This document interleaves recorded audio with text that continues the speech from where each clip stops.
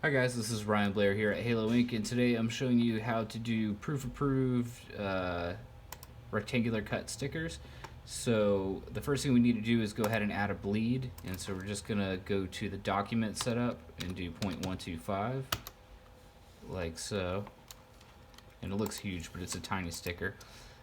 Next, what we're gonna do is we're gonna copy the background shape.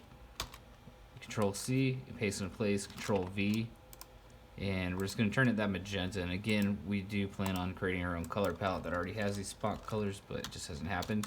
So we're going to rename the cut contour and change it to a spot color like so. Just go ahead and send that to back, Control Shift left bracket, and now we'll grab our orange and we'll just fill it all the way out to the bleed area like so.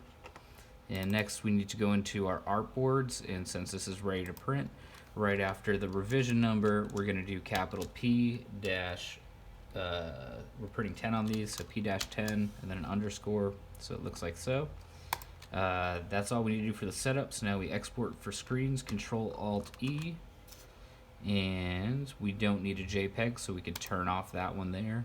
And we're going to export to the production folder, not the work folder, and hit export, and it's ready to go. And the next step is to, on Core Bridge over here, just go ahead and take it from proof approved and put it into production. And that's it. Thanks for watching.